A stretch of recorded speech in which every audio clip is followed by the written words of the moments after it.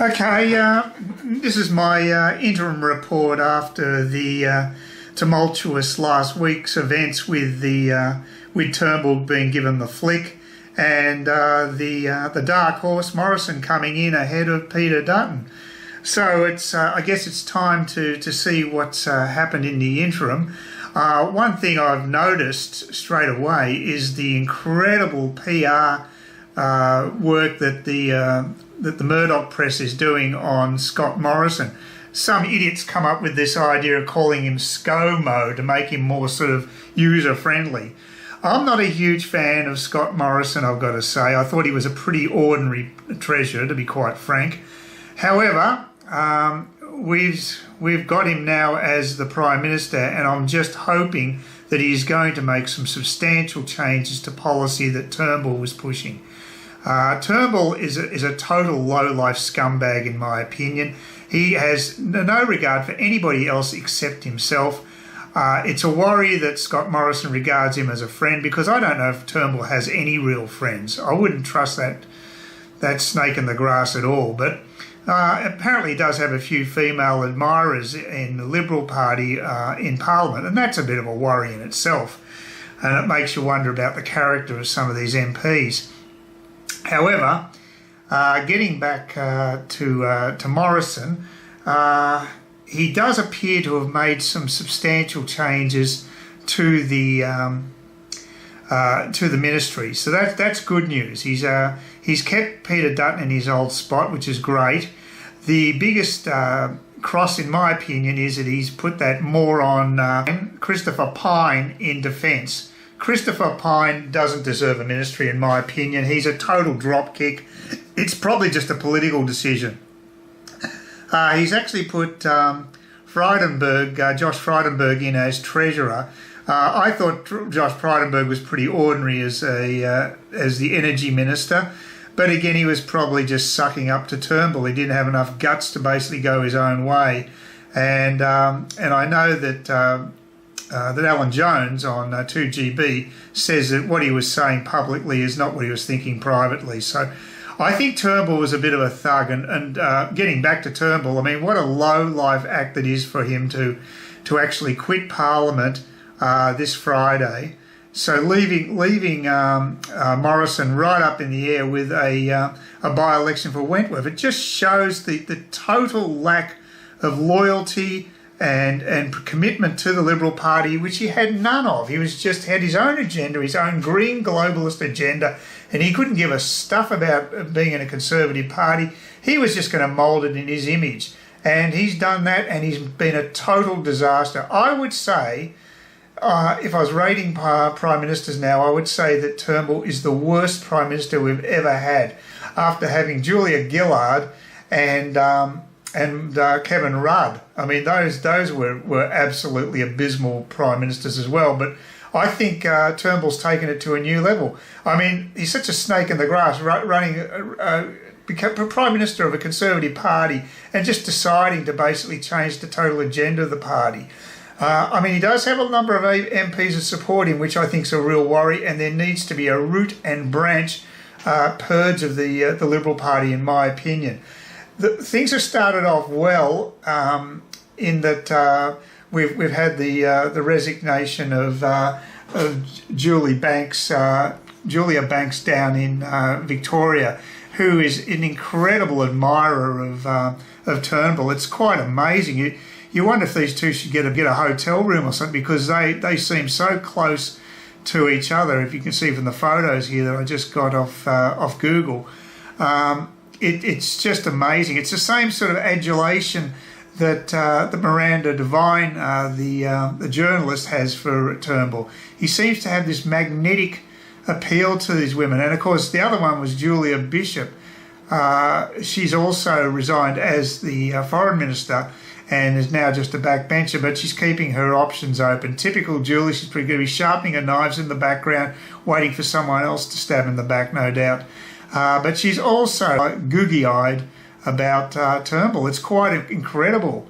I guess they just like the tough guy thing, because he apparently was a bit of a prick in private, and he wasn't averse to bullying people, and maybe they like that aspect of him, that macho aspect.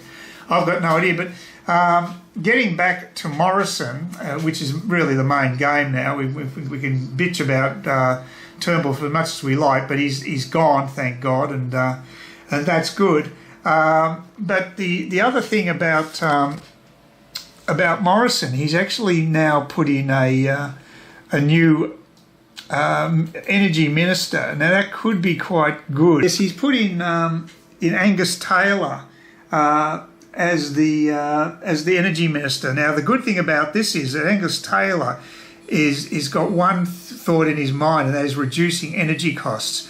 And that's been made a little easier considering that Andy Vesey, that low-life CEO for AGL, the American, has been given his marching orders, and now AGL is rid of him, and they can probably now do some negotiation about keeping that coal-fired power station operational a little longer. Even if there was a total turnaround in energy policy, you've got to remember it's going to take about 7 years to build new coal-fired power stations. And when you've got lunatic premiers in both South Australia and Victoria who are just so green it's not funny, and that's I'm talking about the new Liberal premier in South Australia. He's almost as bad as the previous Labor premier, so that's bad. But then we've got Dan Andrews, who may well get back in, which would be a total tragedy for Victorians. But if they want someone like that, they want to go the way of Venezuela, that's their remit. They want to do that, they'll pay the price. Anyway, so this Julia Banks from Chisholm, the seat of Chisholm, she spat the dummy and she's going, and I personally don't mind because she's obviously another lefty MP in the Liberal Party as part of the problem, not the solution. And now we've got rid of both Malcolm and her. That's taken the numbers down by a couple of notches. I was hoping Julie Bishop might also have gone, but she's going to hang on. And she's also very left-wing and agrees with the Paris Accord.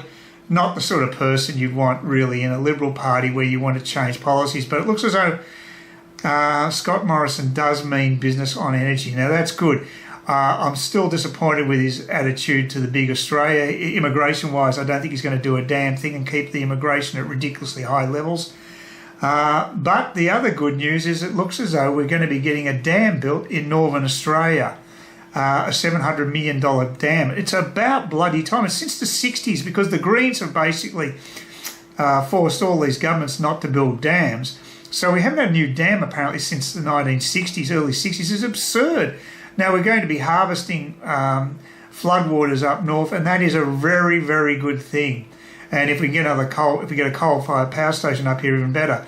But of course, the other big disappointment is the Northern Australian Infrastructure Fund, which has still done bugger all. It's got $3 billion on the books, but all they're actually funding is some sort of a solar plant, which is not what they should be putting money into. They should be putting money into dams, for God's sake. They may not be as glamorous, but I'll tell you what, if you're in the rural sector, you'd be very happy to see that. We've got a huge drought in Queensland and New South Wales, and it's moving to Victoria as well.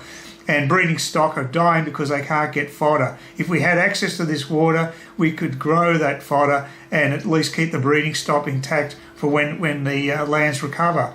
I mean, it's not like this is new. This has been happening since we colonised this country. We've had droughts and rain. It goes in cycles, and you have to prepare for it. But we've been absolutely blinkered by this green mantra that you can't build any dams, and it is destroying the wealth of the country.